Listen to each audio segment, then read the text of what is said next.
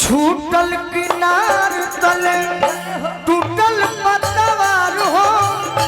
बनिया खेवैया नैया परल मझधार हो बनिया खेवैया नैया परल मझधार हो बनिया खेवैया नैया परल मझधार हो छूटल किनार तले टूटल पतवार हो बनिया खेवैया नैया परल मझधार हो बनिया खेवैया नैया परल मझधार हो बनिया खेवैया नैया परल मझधार कैसे के पार जाई कैसे के पार जाई कैसे के पार जाई पवरे नया रे अब हो मतारी तो बबुआ बोलावे कैसे के पार जाई पवरे नया रे अब हो मतारी तो बेटवा बैंजो बंद हो बोलावे गया क्या हो रहा है? कैसे के पार जाई पवरे नया रे अब हे मतारी तो बबुआ बोलावे कैसे के पार जाई पवरे नया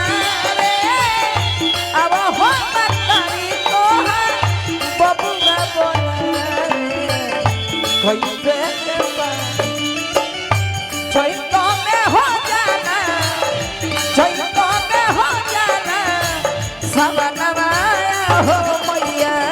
झूलू दुनिया को झूलनवाया हो मैया झूलू दुनिया चैतो में हो जाना चैतो में हो जाना सवनवाया हो मैया झूलू दुनिया को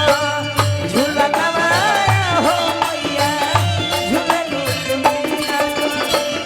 कैसे के पार जाई पवरे नया रे अब हो मतारी तो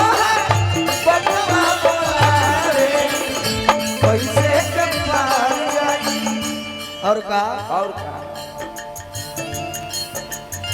तमाम हमारे साथी लोग के आशीर्वाद मिलो वाह हम मालकीन तुही जय हो स्वर्ग साज के चहबू त राख लेबू बोलू के लाज के चाहबू परा खोलेबू बोलू के लाज के चाहबू परा खोलेबू बोलू के लाज के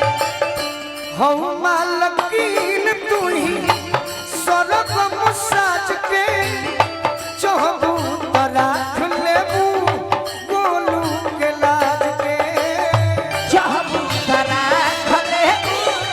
बोलू के लाज के चाहबू परा खोलेबू बोलू के लाज के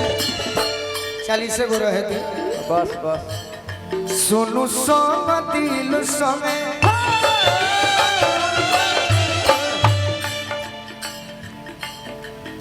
जय हो मां कटिया नगर पंचायत के चेयरमैन राजेश राय जी अब भैया हमरा सलेश चौबे जी आशीर्वाद दिले भाई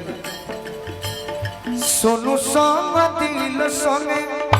सिरवा झुकावे क्या बात है कटिया चेयरमैन साहब हमरा राजेश राय जी बहुत बहुत आशीर्वाद दिले बनी राजेश भैया के हम बार बार प्रणाम करें उप चेयरमैन सलेश चौबे जी कटिया से आशीर्वाद दिले बनी वाह सोनू सोम दिल सोने सोनू सोम दिल सोने सिरवा झुकावे अरे वो ये मतारी तो आवो आवो अरे बबुआ बोलावे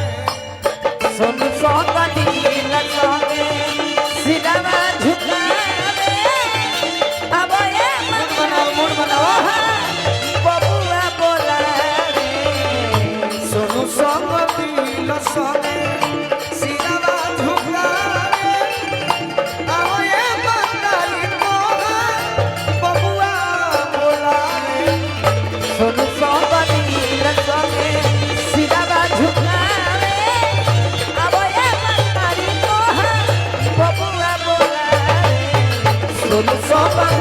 सोने